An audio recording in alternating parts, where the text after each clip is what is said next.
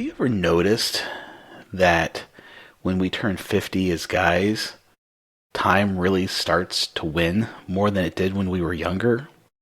Joints ache, energy wanes, drive and determination kind of takes a downshift, if you know what I mean. Well, that was me in 2024 until I discovered one machine that flipped it completely upside down for me. Total body workout, cardio, strength training. One session on it was helping me have great gains. It was unbelievable. And today, Hannah Golding, fitness guru, coach to thousands, is going to sit down and talk with me and in turn you. And I promise you won't guess what it is until she reveals it. So why don't you sit back, settle in, and let's tune in and tune everything else out. Because this is the Second Half Advantage podcast. I'm Dr. Matt Sharples. Let's roll.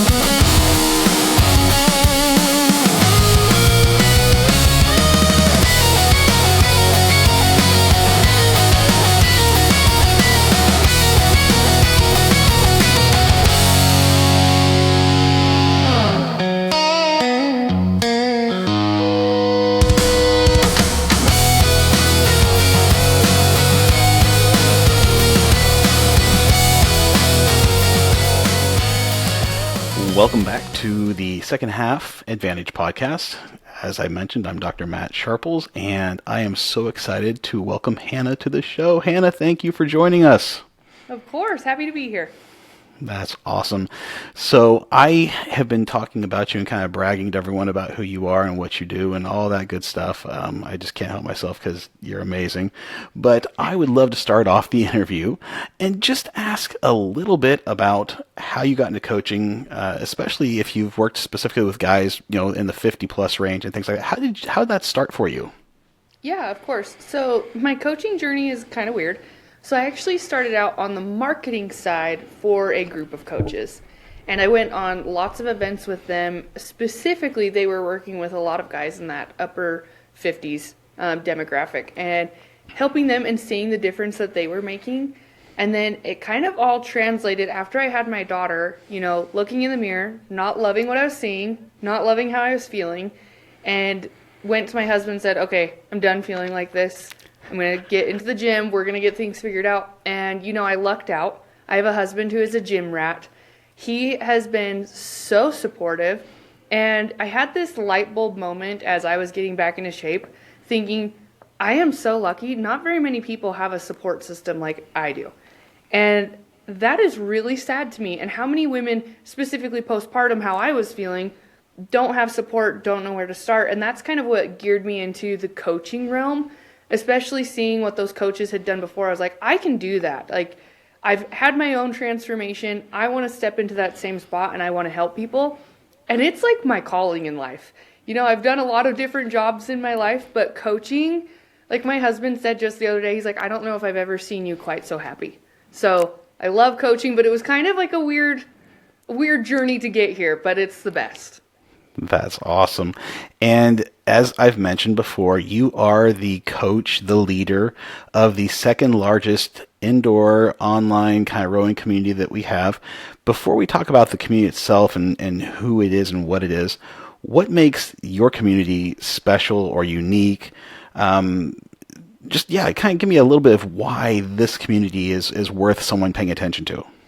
Yeah, so I can't take any credit for how this beautiful culture has come together, but it is unlike any fitness group I've ever been a part of. I have never met a group of people who, majority of them have never talked to each other face to face, but they are all like best friends. They're so supportive of one another. It's really great for me if I put out a challenge to the group and questions come in.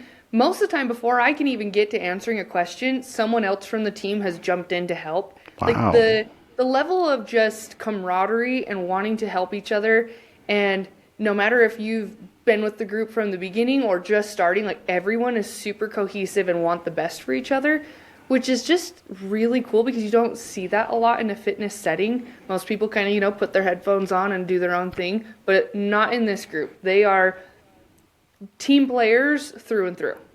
That's awesome. And so basically the community, and you, again, I'm sure it's the people and whatnot, but I think you're right. I should be honest, I'm a part of the indoor rowing team that she is the head of, that she coaches. But it's true, it's the people that make it special, and it's really a uniting force, especially when you have goals and things you're working on. Talk to me real quickly about, one guy that maybe, kind of again, we're focusing on men 50 plus. Tell me about one guy, in the club per se, that maybe has worked with you specifically to do things. What would men in this demographic really be? Why would they be drawn to this club? Yeah, so, there's story after story in this club. There's so many people who have had major transformations, but some of my favorite ones are, some gentlemen that are even older than this group we're talking about, like in the 60, 70 range, that they have not been active for years. And they, find this group, they feel like they have support system, and they suddenly get into it. And I had a gentleman that he's like, I rarely have to use my cane anymore. That was wild to me. Or like the infectious need to like share what we have with other people. There's a gentleman that him and his wife do like RV throughout the summer, throughout the country. And they like at every RV park that they go to, they create like a fitness group for everyone that's there. And are just like, nope, come hang out with us. Let's do this all together. And it's been so cool just how many people have kind of like got the bug for wanting to share what we have with others. But yeah, specifically that demographic, I think it's just for the first time in a long time, they feel like athletes again a little bit. They have this like, oh, I'm a fit person, I can be active. And once you have that, like it's really hard to step away from. You have that like activity in your life again. And I think that's kind of where it all stems from.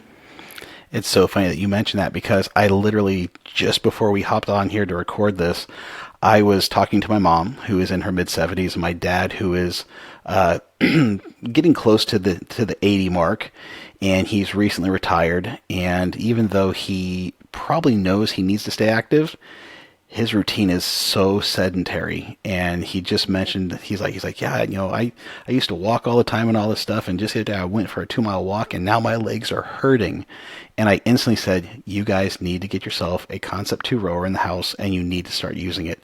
Of course, they're hesitant, but I mean, I can attest to the benefits of it. We'll talk more about that as we get further into the show here, about why and all that kind of stuff. But I'm hoping when they come to visit that they'll get on my rower and try it out and see, and they'll be like, oh my gosh, this is what we need, and we can get them one in their home, because I know it would help my father, especially because once you stop moving and start sitting all the time, it's not a good thing. So, No. well, obviously excuse me, obviously we're talking about indoor rowing. Concept 2 is the company that I use and you use, and they make a fantastic product.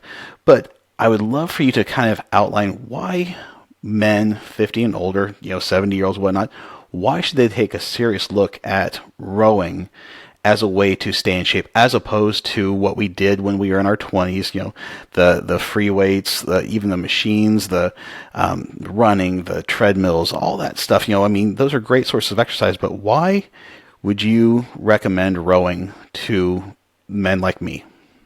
Of course, yeah. So the first thing that comes to mind is the low impact aspect. So unlike running on a treadmill, you're not having that like gravitational impact on your knees or your hips or anything like that. With rowing, everything is very smooth and seamless, and you're not having that like pressure hitting. So that's the first thing I would say. The next thing is you're working roughly 86% of your muscles when you row. And that's huge. Plus, it's a cardio exercise, so you're getting that cardiovascular improvement. There's just so many benefits, and where it is a full body exercise. And my favorite part is so much of it is how you connect with the machine. So it's something that you can jump on and you can do an easy, nice cool down, or you can, ramp things up for a full hit session. So it's so versatile as a piece of gym equipment that I think a lot of people don't realize. But yes, the low impact portion, that is the part that I think most people, especially as they're getting later in years and they're having issues with knees, the rower is the answer. That's awesome. And I would be curious, do you have like personal experience, or do you know of someone, a guy maybe, that has ditched the treadmill in favor of the rower over the time that you've been the head of the rowing club? I would love to hear kind of, if they share anything with you. And if you don't have an example, that's fine. I can talk about it from my perspective because I've never been a runner, and we can definitely hit on that. But I'd love to hear if you have a story or someone that you've had that experience with. Yeah, no, I mean, I hear from people all the time that the rower has been transformative for them because they used to be runners, but they know they can't really do that anymore. So a lot of that, but specifically, I have a client right now who just had a knee replacement, and he got through physical therapy and he wanted to do some more stuff in the gym. And I mean, he's 6 weeks out from a knee replacement, and we got him on the rower, and he's loving it. It is so good for his knee. It's something that he can be active and he can get the cardio exercise that he's looking for without putting extra pressure on that knee. So he's healing so fast, and it's been incredible watching his like healing journey, just how the rower has helped him so much that he's not losing any traction in his like workout schedule at all because he just transferred what machine he's using. That is awesome. And I can also kind of back you up on that. I can attest that, well, I have never been a runner. I have tried running so many different times, and I've pushed and I've pushed and I've pushed. And personally, and there's probably going to be people that will tell me I'm dead wrong, but I think the whole runner's high thing is a lie, just to get you out there running to see if you can actually hit it, because I have tried and I've never hit it, and you just haven't gone far enough.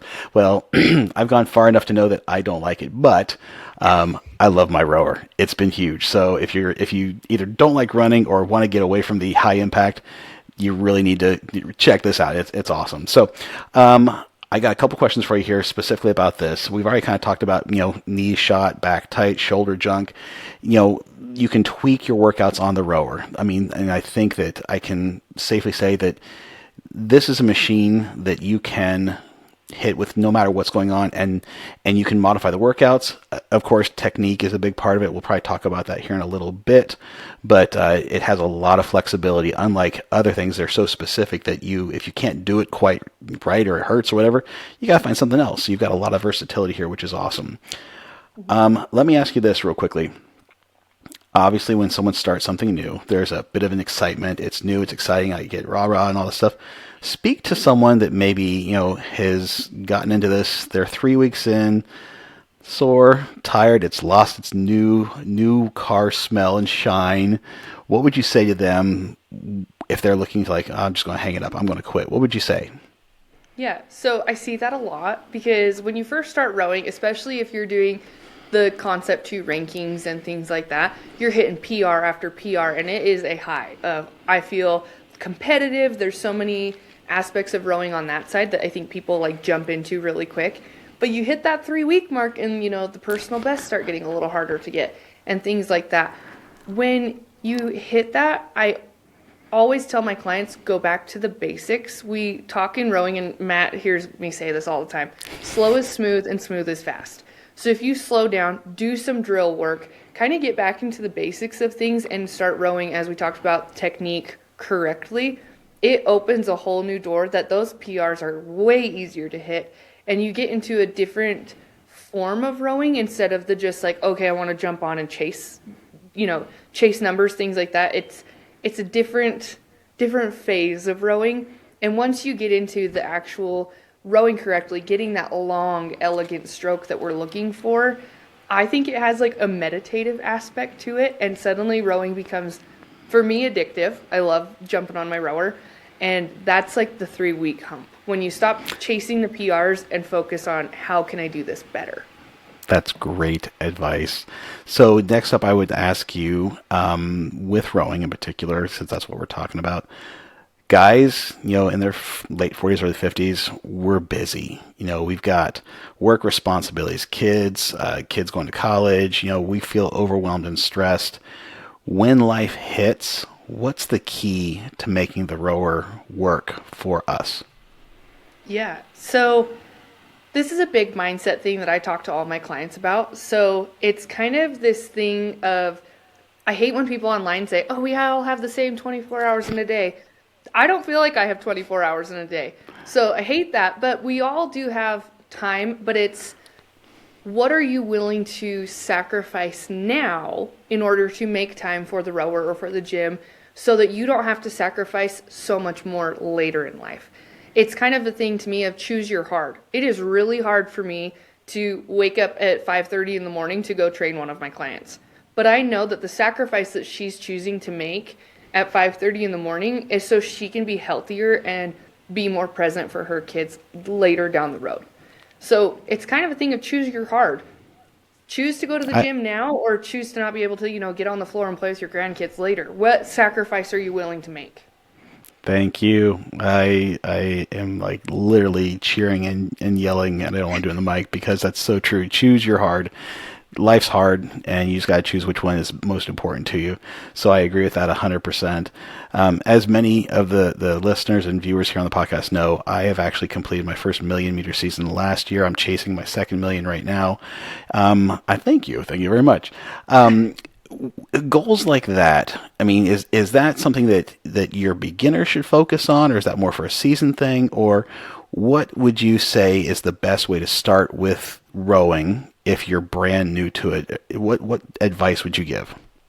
Well, the 1,000,000-meter season really isn't that crazy of a goal. Like, that's a very doable goal. I think when we first talked, when you set this goal, that's roughly 2,900 meters per day. That's really not that hard. That's like 10, 15 minutes worth of rowing. Very doable, especially when the key to most, I think, workout goals in general is consistency. So something that you genuinely can do every single day. So whatever that may be, if you can sit down and do that, that's great. A lot of my beginners, I say, just start with 500 meters a day. That's like less than 5 minutes. If you can complete 500 meters a day, for 3 weeks, okay, bump it up to 1,000 meters a day. Okay, now you're going, 10 minutes. So it's something that you can get down, get a really good workout in, and you can start building that consistency, which is going to pay off in the long run. So really, 1,000,000 meters is totally doable, and I think more people need to recognize when you break it down into the little bits, 2,900 meters a day is not horrible. You can accomplish big, crazy things. You absolutely can, and I would be a little bit dishonest if I didn't tell you that after I finished the first million, I'm like, I'm doing 2 million this season, and I crunched the numbers there, and I was like, maybe not yet. How about 1.5? And then I hit kind of a plateau and life got crazy. We moved and all that stuff. So now I'm back down to chasing that second million, but that's okay. Consistency is the key. Like you said, it's all about that consistency. And that 2,900 meters, I think is like 7 days a week, which, let's be honest, some people can do 7 days a week. I need some time off. So right now I'm actually having to do catch up by doing 6 days a week. I was doing 5, but again, that's a story for another time. So it is so doable, and it helps you with consistency. And here's the cool part. When you do hit that million meters, guys, if you choose to do it, one, you're going to have so many things that are going to change with you. But Concept 2 is going to send you a shirt, and that shirt's going to say you're a part of that million meter club, which, you get people looking at you when you walk around with a shirt that says, a million meters, because that's an eye-catching number for most. And again, it is huge. I'm not trying to downplay it, but it's something that can be done with just consistency, which is what Hannah hit 100%. So let me kind of dig down a little bit deeper than just kind of the numbers. Let's talk about kind of a deeper why. What is the light that comes back on? What's the moment that you see in someone's eyes where that light came back on? Maybe someone that was trying to change their life, trying to get back into whatever it was. But what was that aha moment? And kind of describe it to us what you saw. Yeah. So, the first one that sticks out is when you and I were finally able to meet in person. That, the light came on for you to see the transformation that you were able to accomplish. And that was huge for me. It was one of those moments where it feels like, yes, what I'm doing is working. What I'm teaching is working. So that was really cool. And just watching you dedicate yourself and become such a bigger part of the group and helping people along the way, that infection that I talked about earlier, it's true. You get it. But another person I was thinking of, we have a woman in our group that she's pretty quiet, kept to herself, and suddenly, being part of this rowing group, like you said, the light came on of her confidence, everything about her. She is so much more open and vulnerable with everyone in the group, and she's someone that I can always count on. I went into labor 2 weeks early.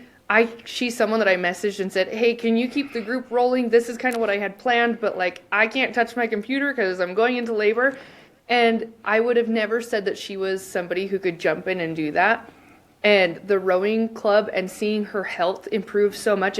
She's had, I think she recently had a hip replacement or something like that. She didn't miss a beat because her health had been so improved over the course of this rowing club, and seeing her health get so much better. It's the same thing that I see with you, Matt. It's this thing of, I can do something that I never thought I could do it. And then it's just a consistency.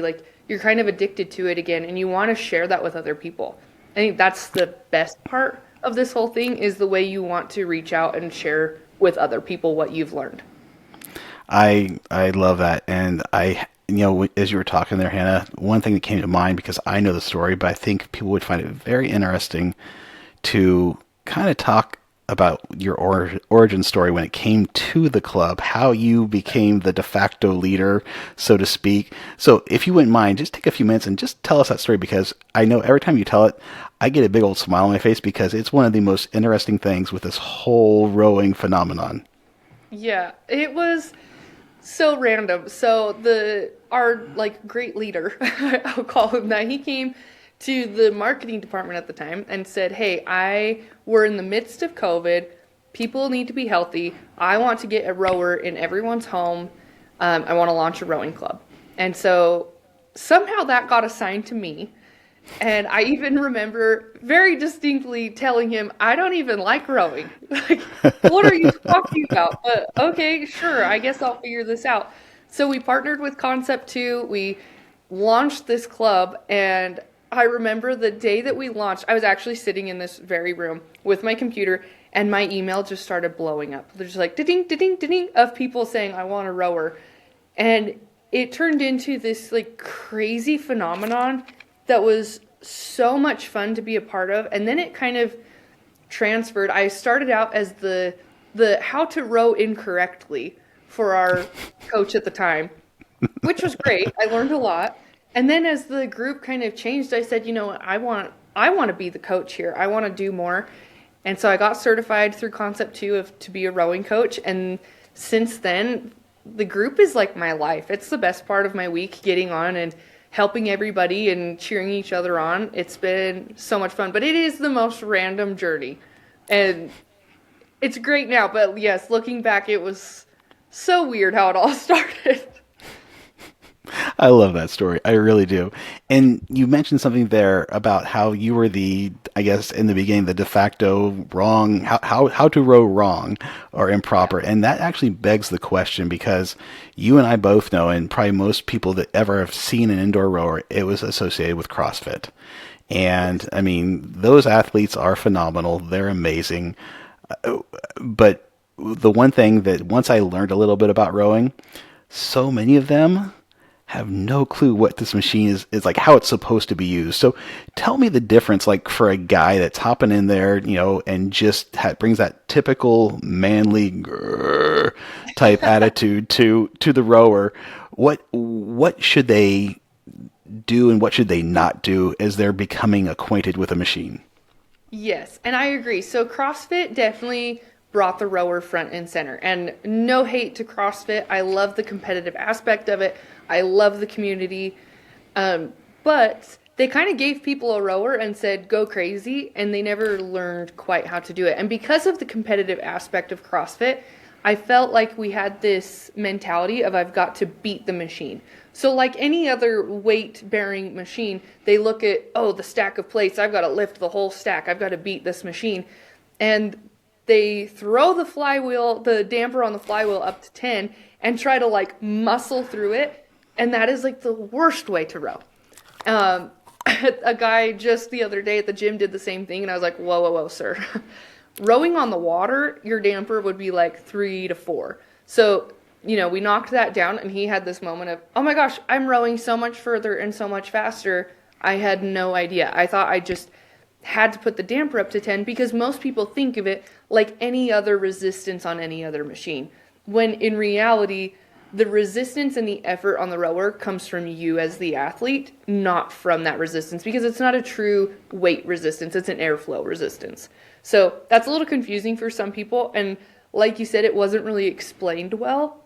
So they just jump on and try to muscle it out, and that's not that I think you can really get injured on the rower, but you can tweak your back, you can have some shoulder issues, but if you start rowing correctly right from the beginning and think of the machine as your teammate kind of and using it as a tool, it is amazing what you can accomplish. Like, it's incredible. And so much of it, like we talked, it's versatile, it's based on you, and there's no reason to try to fight the machine. Use it as a tool. I would tell you, and I think I may have mentioned this before on one of our phone calls, that I've had that kind of aha moment just literally like last week because recently my wife and we've hired Hannah as my wife's coach. And as a part of the programming that Hannah gave my wife, there is rowing involved. And one day I came up here to do my regular workout, and I'm a kind of a data geek when it comes to this. I'm always constantly plugging the numbers to see how I'm improving, where I'm changing, all that stuff. But I noticed on the computer that comes with that tracks the workout and all that stuff, I noticed at the end of the workout that it said my drag factor was like 122 or 123, and I had never really paid attention to that. I didn't even know how to set it. I thought it was maybe something that it calculated based upon the row itself. So I did a little research and found out that the drag factor is completely like it's tied to that damper setting on the row that you were talking about. And as I looked into it, I asked my wife, I said, hey, did you change the setting on the side of the rower there? And she's like, yeah, Hannah told me to set it at this for my workouts, and I just didn't set it back.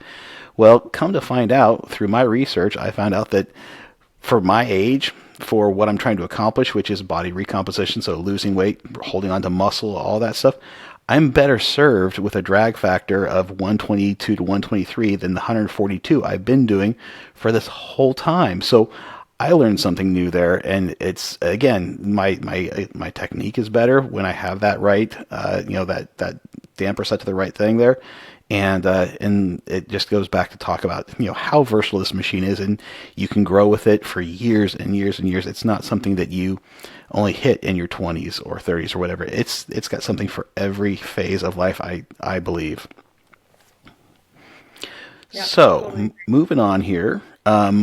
I would ask you, as we kind of transition here towards wrapping things up, what's one message for every man that's 45 plus who has given up in general with their health, maybe, or they're frustrated, or they find that they're at, I guess, a mental impasse that, maybe I should just, hang it up. 20s are behind me. My doctor says, just manage the decline, whatever words you have there, because I think that's pretty prevalent in with men my age, that they're frustrated and they think that there's just really not much to do. So what would you say to someone that's kind of in that position? Yeah, it's so easy to think of it as a decline, but it doesn't have to be. I think oftentimes we think, oh, my golden years are behind me, but you're at this key time. Like, I think the 40 to 50 is where that big transition kind of happens of you're setting up the second half of your life. And so many studies have been done based on staying active through the 40s and 50s. I think it said like 35% less, your mortality rate goes down. The amount of muscle, you don't have the muscle loss that you normally would have due to age. There's so many huge benefits by staying active that there's no reason it should be a decline.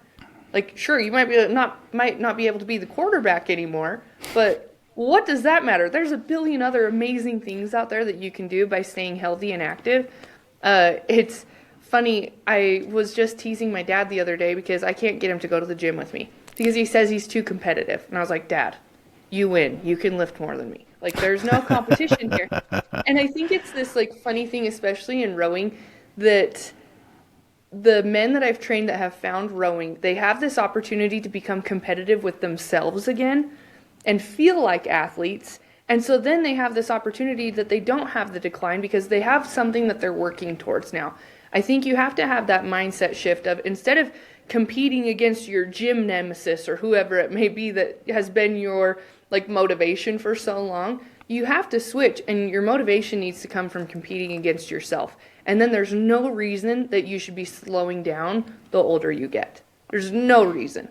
So that's kind of my big thing is, stop competing against who you were and look towards the next half of your life that can be just as good, if not better. I love that. That's so true. That's like a super Coach Hannah, pick me up, kick me in the face and wake up and get the job done. So I love that. That's great. Let's hit a couple just real quick kind of bullet topics here. I want to just kind of call it, I guess I call this like the rapid fire section here. So give me the best beginner tip for a 50-year-old man interested in rowing. So start slow. Take your time learning the technique. Take it from me, as we talked about, I was the example of how not to row for so long that I built a lot of bad habits. So if you start correctly, do the drill work and get the technique correct, that makes a huge difference. But I'm a really, really big fan of interval training, especially when we talk about pressure on the rower. I think that learning of how much effort you're putting into it and pace control, once you kind of unlock that, especially in rowing, it totally changes your ability to have a super successful workout. So one of my favorite things to do is 1 minute hard rowing, really putting pressure into, pushing on the drive, things like that. And then the next minute, do easy, light rowing and feeling the difference between the two. And then 30 seconds of rest. So a lot of my clients, I have them do like 5 rounds of that. I mean, that's, just over a 10-minute workout. And they learn so much about the control that they have in the machine and their control of how the workout's going. So that's like one of my big things is learn the difference between pressure and stroke rate from the beginning. And then suddenly that opens up a lot. I love that advice, and I'm going to put myself out there as a bit of a vulnerable moment here. We're going to actually have Hannah showcase her coaching expertise. I have a little 17-minute clip of myself rowing, and I've told her, I said, be honest, let's critique this. So let me pull this up here real quickly. I'm going to see if I can get this to pop up here on the screen, and let's do this. Alrighty, here we go. I had to see around my camera as to what I was going to share. So technology is wonderful. Okay, so we got that there. Let's pull this up here. So you should be able to see my lovely still form there. And Yep. so, Hannah, I'm going to hit play. If you want me to pause at any point, go ahead and pause or rewind or whatever. But let's see what you see here, and just let's get some critique going. Okay. Okay, go ahead and pause once you hit that release position at the back of the stroke. Perfect. So right there, your hands are a little high. I would say drop them down. We really want our hands to be at the base of our sternum. And then you're doing great having your elbows nice and tucked down by your side. That's like the first thing that jumps out at me. But your sequencing is really, really great. Getting that legs, hips, arms. The only other thing that I saw, and you can go ahead and press play for the rest of this. But Okay. on the recovery, as you come forward, your arms are going out at kind of the same time as your hips are closing. I would say just work on pushing those arms away, then closing the hips and bending the knees. That recovery is so important of getting those positions correct, because we want to be in absolute best catch position. So that would be my main thing. But otherwise, like, Matt, you've clearly been working on your sequencing. It's phenomenal. So good. Gotcha. That makes sense. I appreciate you sharing that with me here. So let's go to this next question I've got here for you. And, a favorite song during the tough sets. What's your go-to song?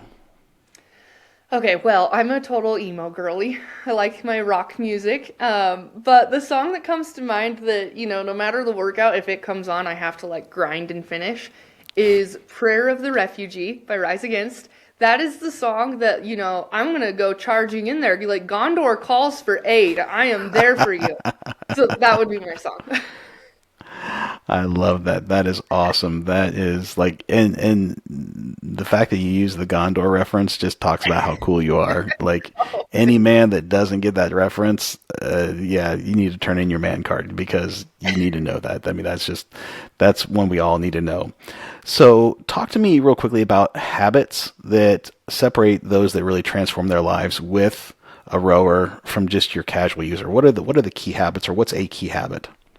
We've talked about it a lot, but consistency is huge. I think that is the biggest thing, is finding something that works for you to do every single day, or, 6 days a week. That's the biggest difference. I have a lot of people who, they row 1 day a week, and that's awesome. They're seeing results. But if you really want to have that body transformation and, see your health really improve, the biggest thing is getting on the machine every day. Like, you're going to notice a lot. I mean, Matt, in your journey, your meters, how long does that like roughly take you to do your workout? Yeah, so right now, 6 days a week, I have to row 4,150 meters, 6 days a week, in order to hit my second million by April 30th, which is when the season ends. For those that don't know, it runs from May 1st to the next April 30th of the next year. And to hit that, like I said, 4,150 meters, I personally choose to break it up into 3 phases. I've got my warm-up phase, my main set, and then my cool down. The warm-up is a 500 meter. That takes me 2 minutes, 25 seconds roughly. And that's just, again, getting me warmed up, getting me, ready to go, all that kind of stuff. Then I immediately will set up for a 3,000 meter row, and I have some kind of benchmarks of here what I'm trying to hit. I set the pace at like 2 minutes, 25 seconds per 500 meters, and I set the strokes per minute at about 25 strokes per minute. Now, I am, at this point in time, because of where I'm at, I'm coming in more around like the 2 minutes 18, 2 minutes 19 seconds per 500 meters. So that's how long it takes me to row that.